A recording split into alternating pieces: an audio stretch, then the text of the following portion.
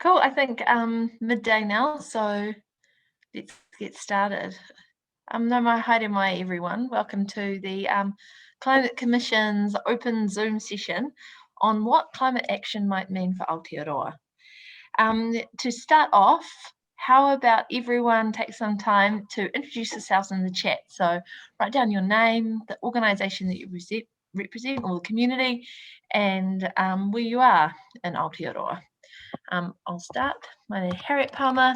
I'm the Principal Analyst here at the Climate Change Commission, and I'm in our office in Whanganui-a-Tara, where it's requiring a cardigan, unfortunately. Kia ora, Brandy, from just up the road. So this is one of many open Zoom sessions that we've been holding in the lead up to releasing our draft advice, kia ora Tom, we've got response coming to you, to government on the steps that Aotearoa can take to reach our climate goals. We recognise that our advice is big and the work that's gone into it is often complex, and so that we don't land a giant document on you on the 1st of February. We wanted to take some time to talk you through our thinking and where we are, where we're headed and how we've thought about the challenge ahead of us. Today, I've got with me our senior analyst, Carly Sue, and we've got our principal analyst, Karen, and also we've got principal analyst, Bevan. Bevan's going to lead us off in a karakia, which I should have done earlier. Apologies for that karakia. For that, Bevan, you want to get started? Yep. Kia ora tātou. Ko tāku mahi naenei, he karakia. Kloria ki te matua i te rangi, mana ki tia mātou i tēnei wā, a kona mātou kia mahitahi, kia tū whakakotahi tātou i tēnei wā, a kona mātou kia aroha mai, ko koe hoki tō mātou kaiarahi i ngā wā katoa āmini. Kia ora. Mene, kia ora, Bevan. Thank you for that. Apologies for not bringing you in sooner.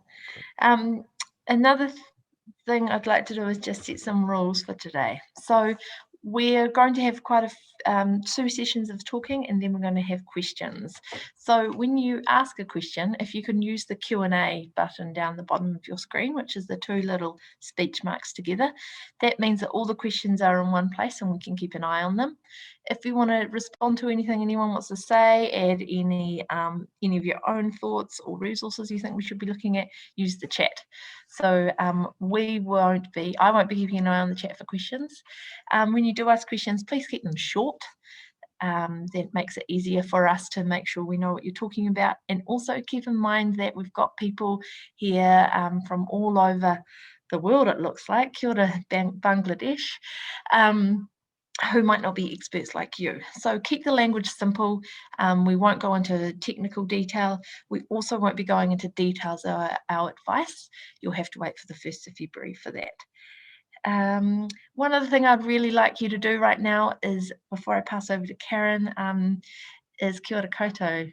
Thank you, Whakatane, is write down one word about how you feel about Aotearoa's climate action so far, and perhaps what you feel we're looking forward to in the future. Thank you. Over to you, Karen. Feeble. Rata koutou katoa, ko Karen Levin aho. I lead the cross-cutting team here at the Commission, and our team works closely with several sector teams that we have here to look at how to reduce emissions across the economy in Aotearoa. And we use that information to build up emissions budgets that step us down, that we will advise to the government to step us down towards our emissions targets.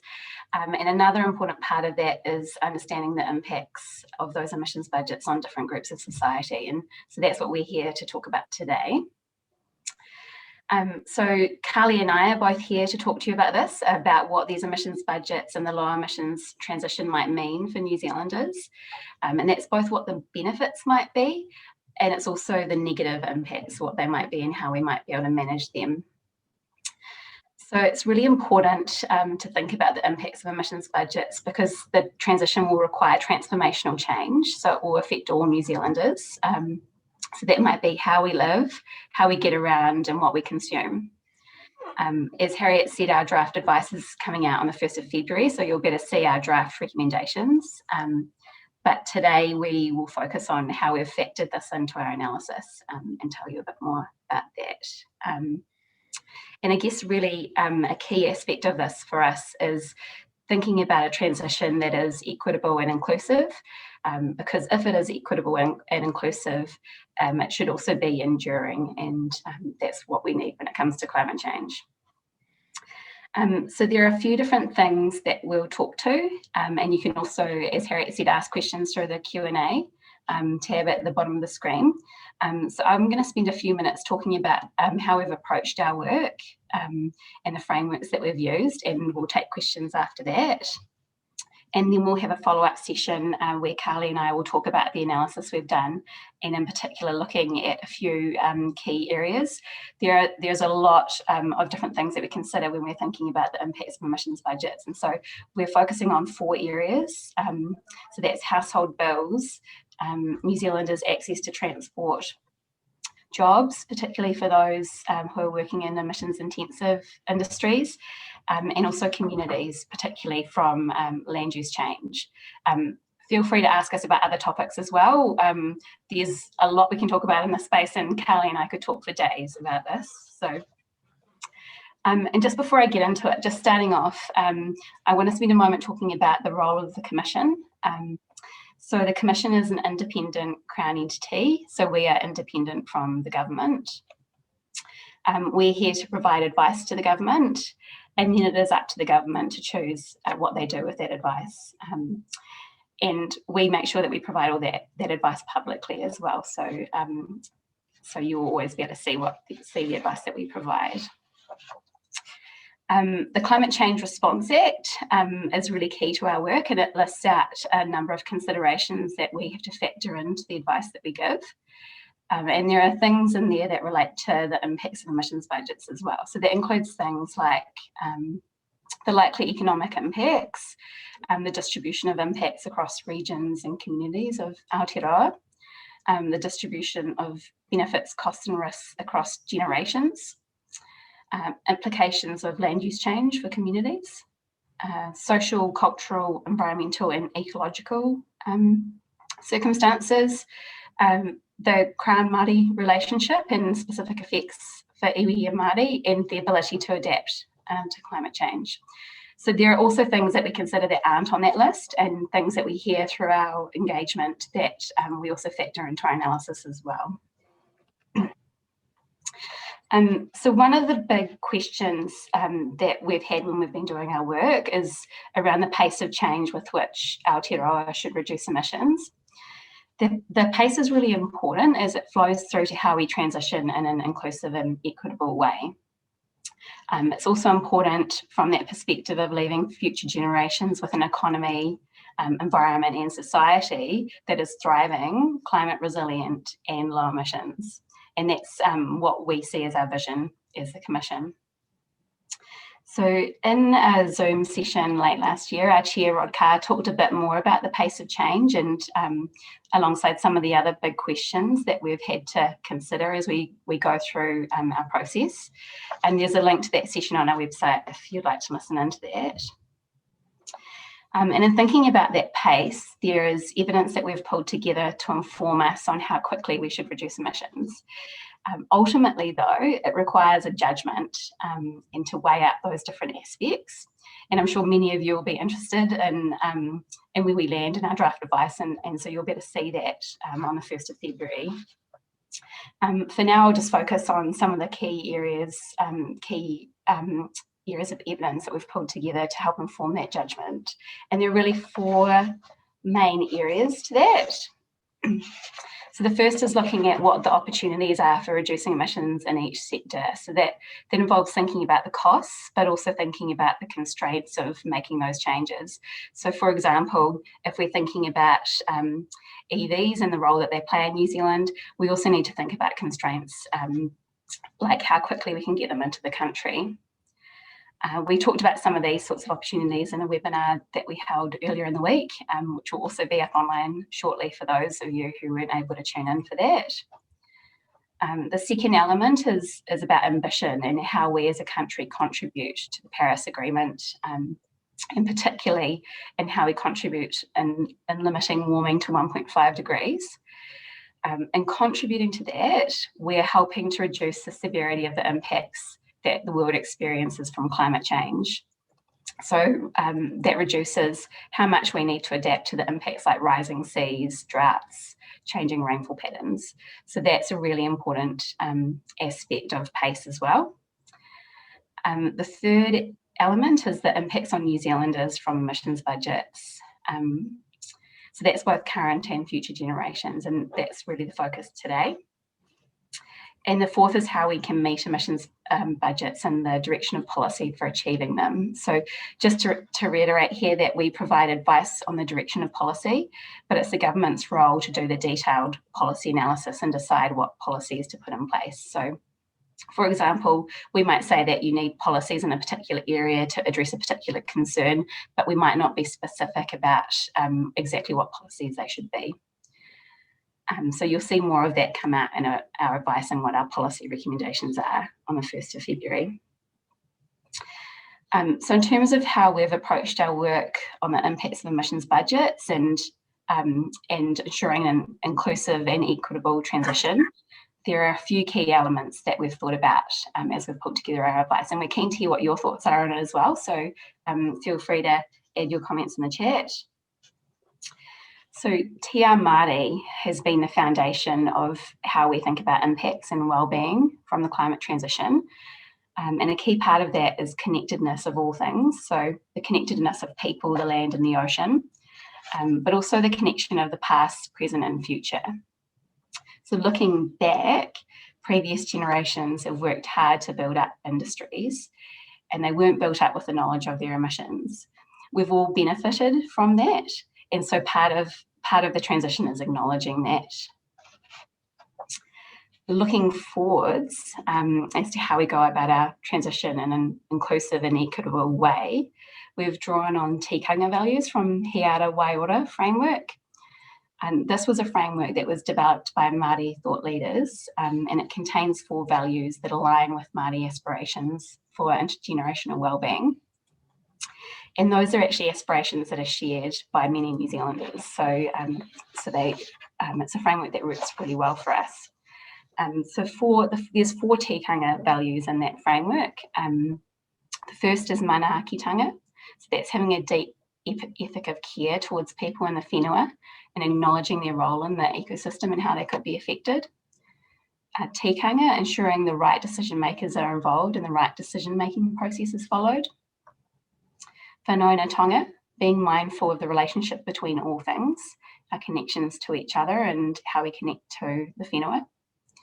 And kotahitanga, so working collaboratively and inclusively to make sure we access the best ideas. So just to give an example, when we're thinking about our work, thinking about reducing emissions from land, we also need to think about the impacts on communities, for example, from land use change. We need to think about people's aspirations for how they use that land and also future generations as well. The role that forestry plays in our transition is an important part of that, and that how we use forestry can impact our future generations. So we've used that as the foundation for our work on this impact space and understanding the impacts of the climate transition. So in terms of that transition, I mentioned earlier, there will be opportunities and benefits, and there will also be challenges and costs, and we want to look at all of those.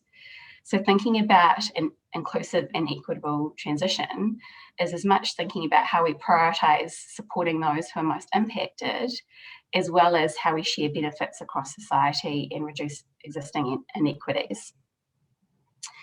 Part of it is also about clear and stable policy signals.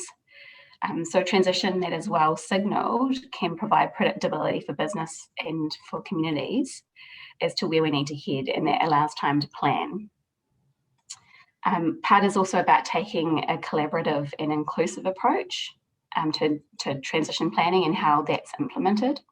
So different communities have different needs and different aspirations, so approaches that are tailored by the community for the community work really well. And I just want to acknowledge that we've got a few people here from local government as well, and just acknowledge their role in this, in developing tailored transition plans as well. And then another part of it is also investing in people, their skills, and providing opportunities for work in new areas. And we will talk a little bit later about jobs. On the positive side, there's also a number of benefits as well. So the benefits to health is a really important one.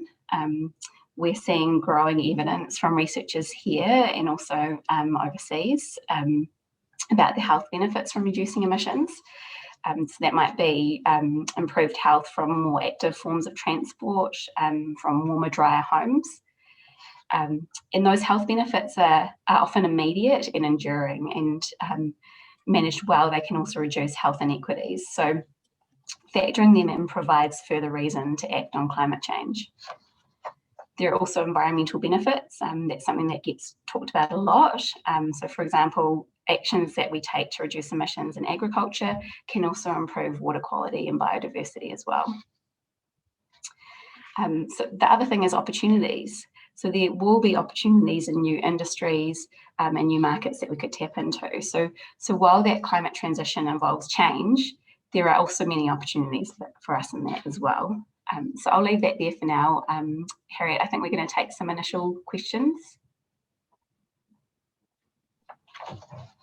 Yes, we are. Thank you, Karen. That was a really good rundown. And thanks everyone for your questions. And also we have removed the person who put the crazy images in the chat. Hopefully they were just trying to do something from a phone, but that's all under control. So apologies for that. And if you can, keep using it, because it's always a really great place to look back on afterwards.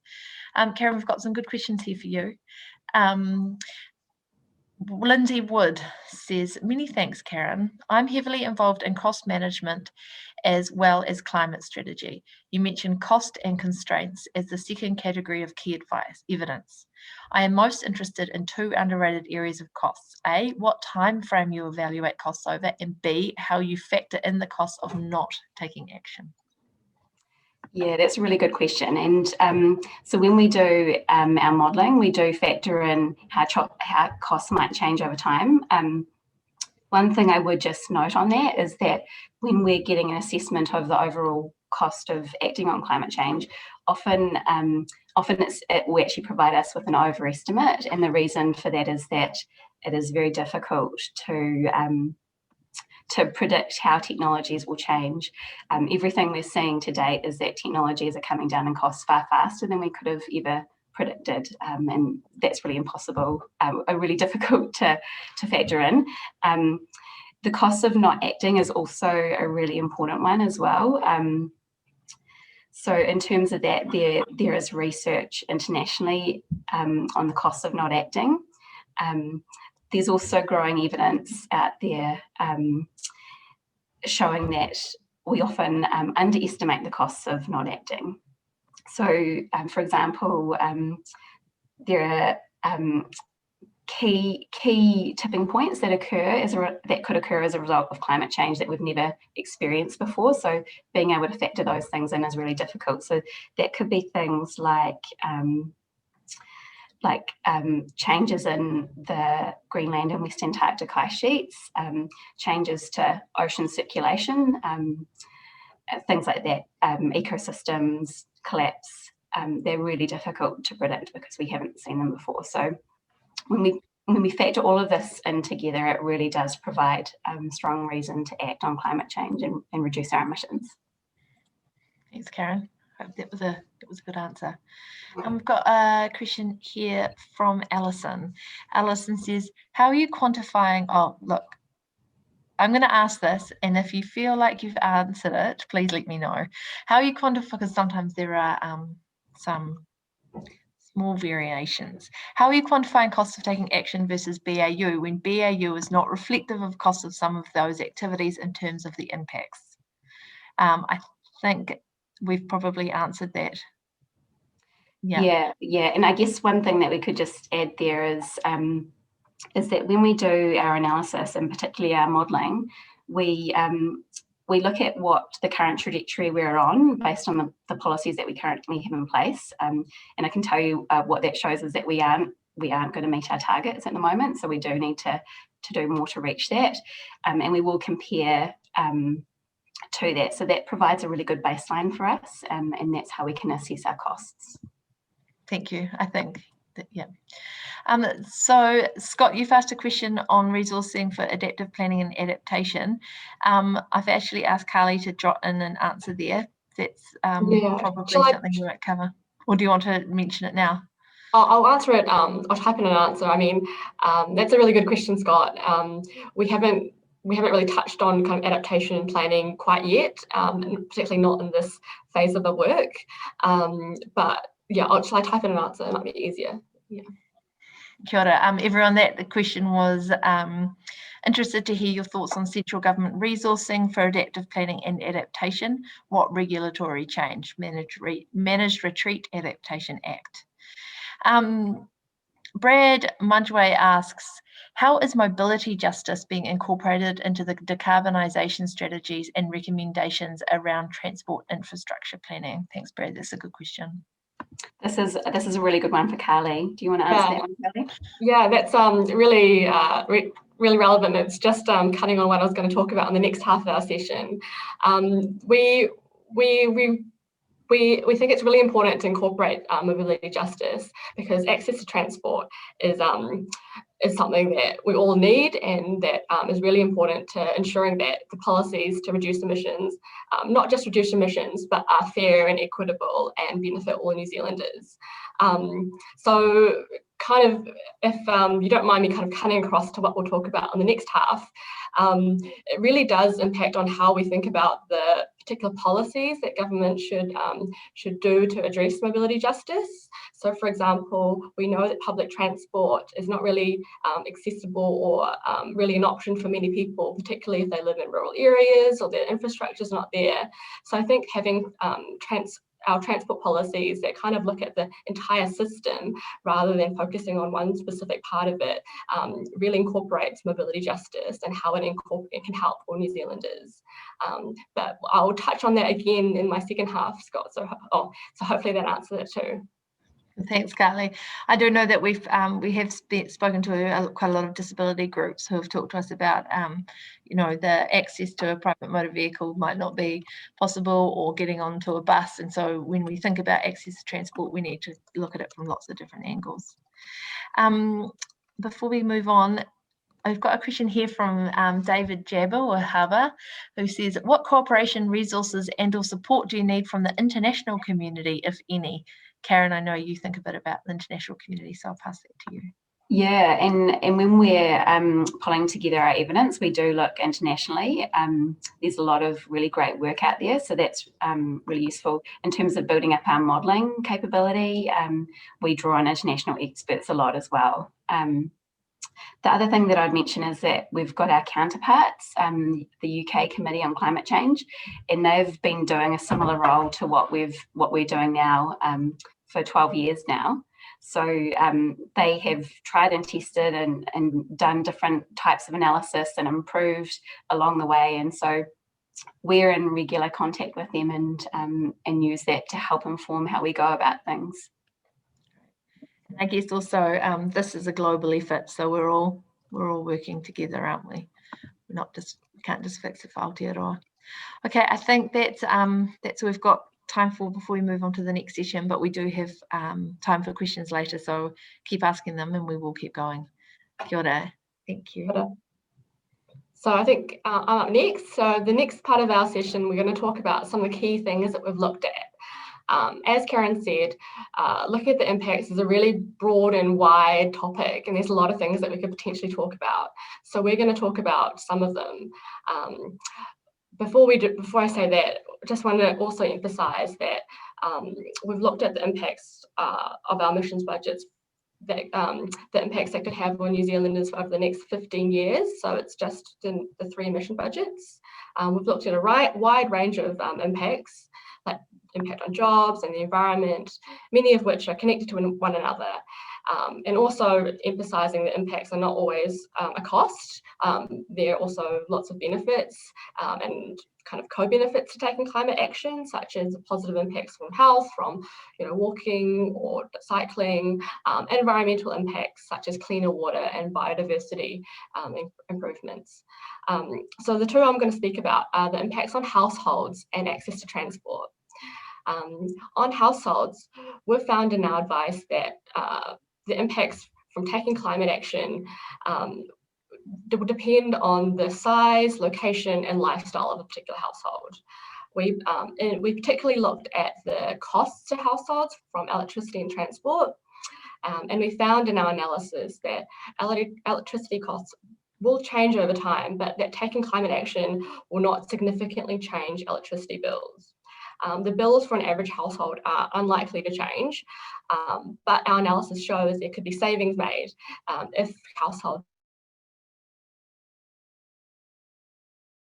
switch to low emission, but for households that use natural gas, they price increases. And we know that the impacts and benefits from our advice won't be distributed evenly. So we know that not all households will have the same access to resources or the capacity to do things such as buy an electric vehicle or install insulation in their home. Low-income households and households that live in remote or rural areas, for example, are key groups that we think about. And because Maori and Pacifica groups are disproportionately represented in those statistics, they're also disproportionately impacted by increases in household bills. So in order to kind of ameliorate that, targeted assistance is essential to help those affected groups and make sure that the transition to a low emission society is fair and doesn't unfairly burden some. If policies are designed well, it could help to reduce existing inequalities, such as the health co-benefits from warmer, drier homes. And now moving to transport, we also looked at the impacts on household travel costs. Our advice shows that costs could increase for households that use petrol or diesel vehicles, but things like improving vehicle fuel efficiency, switching to EVs, public transport, walking and cycling can help reduce these costs. And there are other benefits as well as saving money, such as the kind of positive health benefits, particularly for people who have access to public transport or walking and cycling. And we do know that not all these options are accessible to everyone. Some low emission options are just too expensive, or the infrastructure is not available or safe, such as people who live in rural or remote areas accessing public transport or cycling. So there needs to be more and better transport options to increase access, particularly for people who are low incomes and people with disabilities who can't access those options. So we've also looked at what the government can do in providing good planning and making sure that transport systems are integrated and accessible, as well as providing targeted support for low-income households to access electric vehicles to bring down these costs will be really essential. And now on to you, Karen, to quickly talk about the impacts on jobs and rural communities. Cool, thanks, Carly. So jobs has been another really important aspect that we've looked into when we've been building up our evidence and analysis.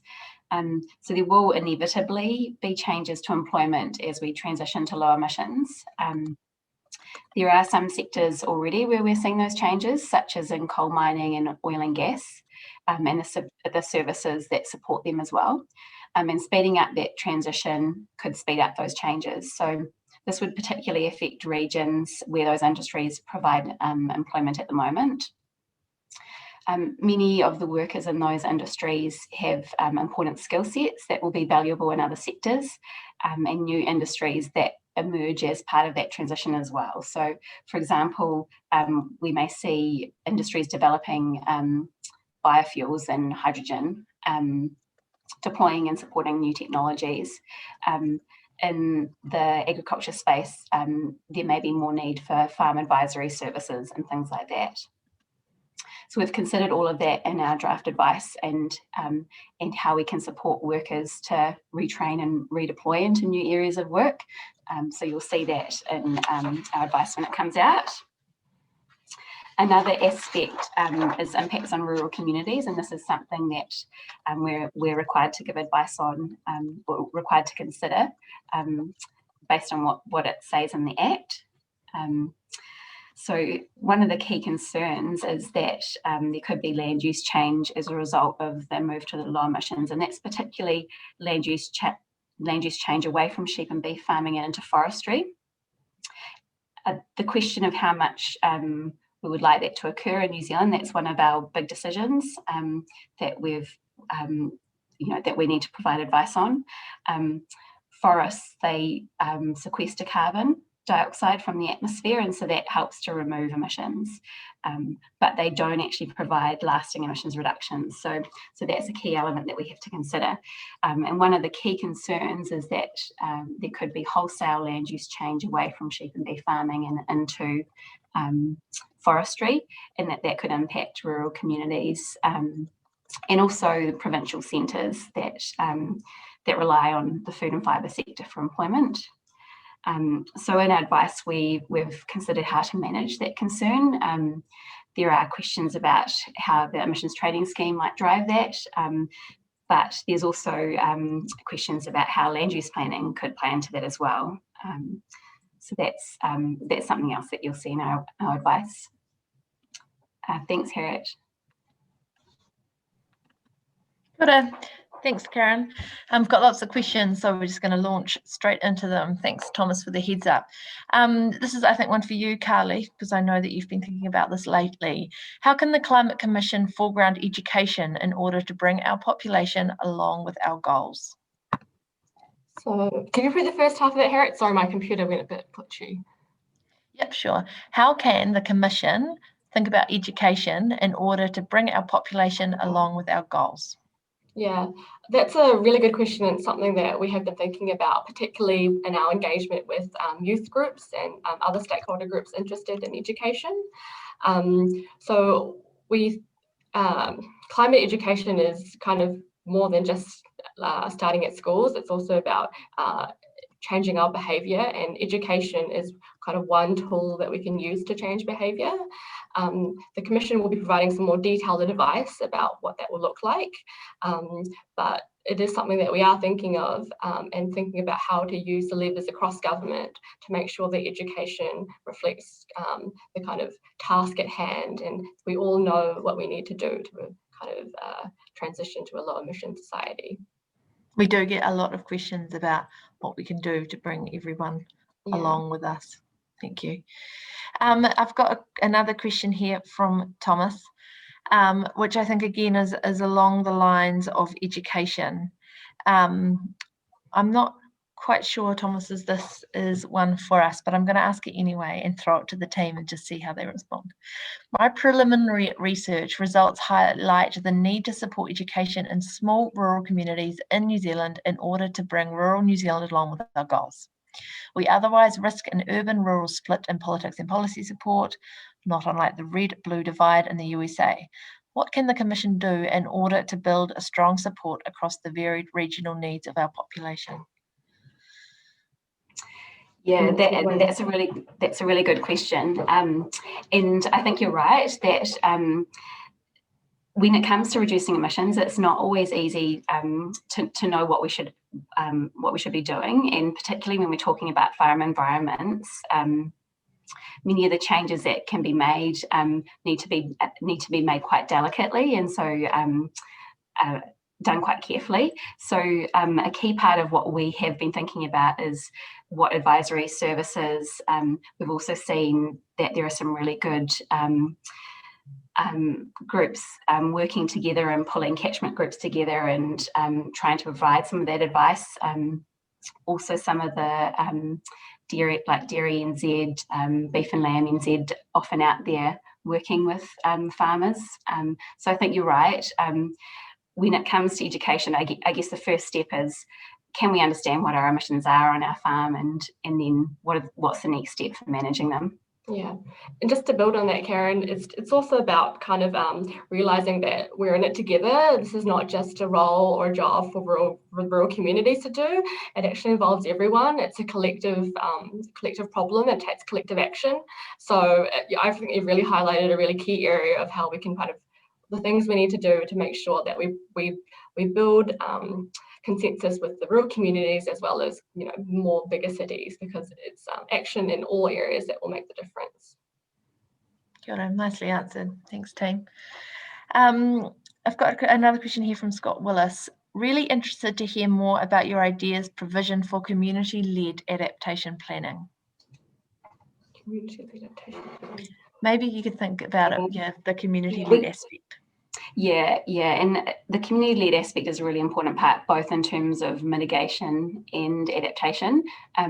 We won't be picking up our formal adaptation role for a few years. Our first piece of advice will come out in a few years, but it's certainly something that does need to be community-led.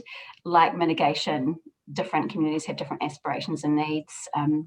Some solutions will work well in some communities, other solutions will work well in other communities, and so it really needs to be communities making those decisions and working together to do it.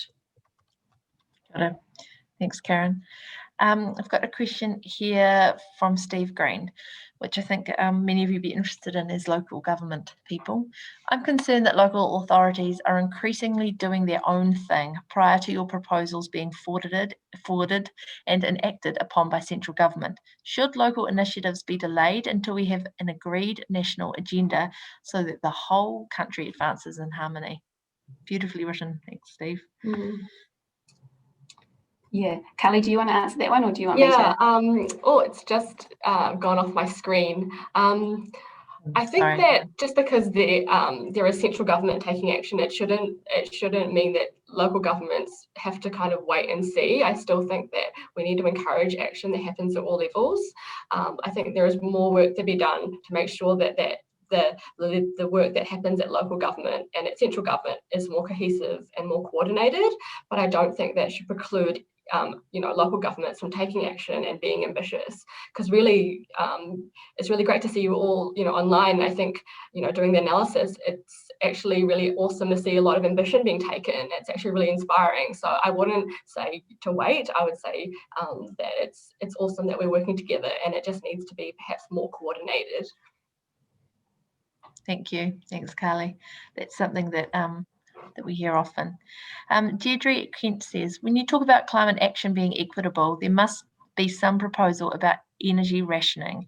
Have you considered tradable energy quotas, which give you a quota of energy to everyone and allows for trading? Is that that might be a bit out of your scope, yeah. but yeah, I guess what we can say is just going back to what our role is as the Commission as well, and we do look internationally at different policy options for the different sectors and see what's worked well and what hasn't worked well, so we can learn from that. In terms of our advice on the policy space, we provide advice on the direction of policy, and so we tend to keep our advice high level, and so that's distinct from a policy agency like the Ministry for Business, Innovation and Employment, which does energy policy, and so they're definitely things that are all worth considering. Thank you. We've actually had a question emailed in from Nick Cooper, and he said, Karen needs to discuss in more detail or summary of for this forum, what are the weightings the Climate Commission is using to decide priorities and considerations, please? Yeah, and it's Nick, it's probably not direct weightings. So we look at balancing all these things. When we're talking about the pace of change, if that's what you're meaning in particular, I guess what we're really thinking about is we know that climate change is urgent, and so we need to act quickly. There will be a point when we're considering that as to how quickly we can go, and again, it comes back to those constraints and things. In terms of when we're looking at the impacts, we're very much considering it from the point of view of if there is a negative impact, how do we manage that, as opposed to slowing down because of those negative impacts. And that's partly because we do have to balance both current and future generations as well. Both current and future generations will benefit from us taking action now, not just future. So yeah, so there's not any strict weightings to it. Thank you. That was well answered. We've got a question here from Bob Brown. What are the expectations on commercial and industrial enterprises? Domestic consumers are at the bottom of the cliff, but are always targeted first. Is this fair and equitable, even effective or reasonable? Do you want to have a go at that one? I'm not sure. I'm not that confident I can answer that one. Do you want to go, Karen? Sorry to pass the bucket on. Yeah, I'm just trying to find it in the thing, Harriet, because I missed part of it.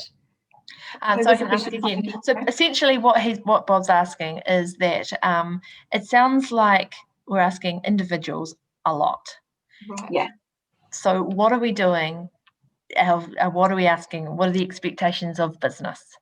So yeah, absolutely. No, I can answer that one. Yeah, and it's a really good point. And one of the things that we often get answered is should it be about individual change or that collective transformational change? And what I tend to say is both. I think as an individual, we can make personal choices, and I do think the personal choices that we make do flow through to transformational change as well. So companies will respond to consumer preferences and demands and changing patterns. So I think that's really important. At the same time, I think you're right. We do need a collective effort, and there is a really important role for businesses in that.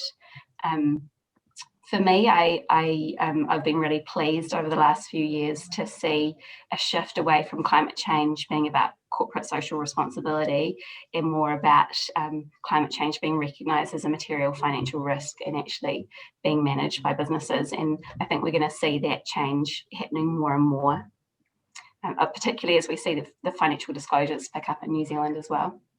Thanks, Karen. I think it's worth noting that the Commission's advice is primarily targeted towards a system change, not individual change. So that's where we're putting our efforts. Tori Calver asks, how ambitious are you setting your recommendations? Or are you taking a more conservation approach in order to ensure that I think by conservation she means conservative approach, in order to ensure that the recommendations are taken by the government? Yeah, I guess the primary piece of advice that we're giving is on emissions budgets. And one thing that we do need to really carefully balance is what's written in the Act is ambitious but achievable. And so working through what that actually means has been a really important part of the analytical process that we've been through. But in terms of setting emissions budgets, how we've thought about that is that thinking about what are the potential pathways that we could take. So emissions budgets, we don't necessarily say this is the pathway we should take. We say we think that this is the emissions budget that is ambitious but achievable, and there might be multiple ways to meet that. And so when we're thinking about it, we're certainly aiming for that ambition, but at the same time, we do need to be aware that there are risks and uncertainties, and there might be a technology that doesn't play out as we expect, or there might be new technologies that come along that we couldn't ever project. So we are certainly aiming to be ambitious because we do need to get our emissions down to meet our emissions targets. Thanks, Karen. Sonny, you've asked a question about the Aotearoa Circle Report Native Forests, and you've got quite specific points there. Just letting you know that that level of detail is not something we would cover here, but do keep an eye out on our advice report. I think that's where we'll talk more detail about the role of native trees. Thank you. Mike, about local government, and I'm not sure if this is for us either in this. I'm sorry, Mike, and I don't mean to keep saying that. We've just got lots of questions. I want to keep going. Deirdre Kent asks, you are putting emphasis on changing land use away from sheep and beef farming into forestry and horticulture. Why don't you include diet change towards more plant-based in the health benefits? Do you to talk about the plant-based? So about diets, I think in our advice, we've kind of taken a very kind of systematic approach to looking at change, and that's how we've kind of built our budgets and built our advice. And we recognise that diet change in this particular context is a personal choice, and we haven't really focused on kind of personal choices of people. Diets are, about people's culture and about people's it's about also religion. So it's not something that we've included explicitly in our advice, but we do recognise that moving towards or reducing consumption of high emitting goods is a way to reduce your personal carbon footprint. But noting that, a personal diet choice is different from a kind of systemic system change, or looking at how our economy works, and looking at the pathways to get to achieving the 2050 goals. So it's a little bit about reducing consumption of high emitting goods if you want to change your personal carbon footprint. Right, thank you. We've had another question on education. Well, it's a clarification actually. So Andrew Manning said he wasn't sure if Carly answered Thomas's first question, and of his interpretation of it anyway. Wanted to say, what is the Commission's role in climate education? Yeah, sorry if I didn't quite understand that. The questions are moving so quickly to move them. So our role in climate education, well, I think we've primarily got a role in advising the government, and I think that's our kind of legal role. But I think beyond that, we also have a role in building a social license and building the education and kind of engagement amongst all New Zealanders that climate change is an issue that affects everyone, and that everyone can take actions to address it. So I think in that sense, we do have a role as government to make sure that people are informed, that our advice is accessible to people. Would encourage you all to participate in our consultation, to tell us your views, and we do consider all that advice in how we give advice to the government. I think hopefully that answers your question a little bit more. It's about building that social license, but yeah, again, just answer me, question me more if you think that's not quite right. Thanks, Carly. I've got a question here from Alison Yule that I think Bevan's keen to answer. So what consideration are you giving to Maori land? For example, we have Papakainga and Marae often right on the coast, or areas which are now experiencing more flooding, but they can't relocate as their land is where it is, and they can't sell it and move like those on freehold titles.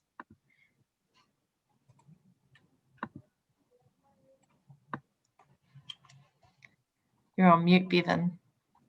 Okay, sorry, I was just trying to get to the screen to press the unmute button. You'll be happy to know that we've interviewed 5 different marae, and we've had lots of different considerations. We interviewed one up the far north. They were getting drought, and then floods, and then drought. So I thought that was an interesting kaupapa. So I'm really glad that we got at least one interview with New Zealand's largest Maori tribe. So we did actually a couple sort of urban Maori as well. So we did one group where we found that they can't bury their dead until the tide is out. Another iwi has got so much coastal erosion that bones are starting to come up on the beach. They've lost a traditional island where they used to get eels and these sorts of things. I did another one in Tauranga Moana, where they're sort of surrounded in factories and the air quality is really poor. So I did one of the other interesting ones that we covered was, because we've got Māori in all aspects of life. We've got Māori in big business, we've got Māori that have got power stations, and we've got individuals that can barely pay the power bill. One of the ones I wanted to look at, there was a lot of slag in an East Coast marae, and I guess the tricky thing for them is some of the iwi are involved in forestry, some of the whānau are involved in farming. So there's so Waiapu River is now one of the most polluted rivers in the southern hemisphere, and Yeah, so trying to balance all of the dynamics, carbon sequestration and work and farming and feeding people. So yeah, you're trying to get the balance. You're at the cutting edge, I think, when you're engaging with some of these things with Māori. Also, one of the things I did find was that there are a lot of Māori marae that, and I was told to go and interview some of them as well, that are not even connected to the power grid. So, and how this translates into our Māori report and our reports within our organisation, yeah, we'll have to see. But we are thinking about it. Part of my role is I work in corporate services, so part of my role is to help our staff and coach our staff in te ao Māori things. Yeah. Kia ora. Kia ora. I could go on and on as well, Yeah. but I can see my colleagues looking at me going, "Come on, No. we gotta." No, we've all really enjoyed hearing about those marae trips. They've had great on the edge of what's happening. I've got one more question here from Sarah, and I think we're actually going to wrap up after that. Okay. Maybe a couple more because I see we've got 10 minutes. I'm a wee bit ahead of myself. We've got a question here from Sarah. Sarah asks, climate assemblies have been really effective in other parts of the world. Have you considered including this kind of body in your recommendations? Over to, I assume Carly's going to answer that. Or Yes. it might be me. Oh, Yeah, okay. Sorry, yeah, Karen. Carly went to one recently right. and talked a bit about it. So. Yeah. Yeah, so we definitely have been aware of climate assemblies that have occurred overseas, and I was actually interested to see over the summer break some really interesting news of how individuals who had been involved in the climate assembly in the UK had been making changes in their personal lives as well. So for those of you who might not be aware, a climate assembly is a way of getting the perspectives from a cross-section of New Zealanders on how to address climate change. So that is something that we've considered in our advice, and public participation, given that climate change will impact all of us, is a really important part of how we choose to address climate change. So yes, yeah, we've considered it. Kia ora. Thank you, Karen. I've got a question here from Alice Lynn. Alice says, aside from the fact that forestry does not provide lasting carbon capture, it is unproductive land. You can't eat forest. Shouldn't the focus include how to ensure low carbon sustainable food source rather than just from a land use change perspective? Yeah, I can answer that one as well. And yes, yeah, I guess forests don't provide food. One of the things that we particularly think about when we're doing our analysis is the distinction between native forestry and production forestry as well. And when it comes to native forestry, we do also have areas of land that might not be particularly useful in terms of growing food and fibre.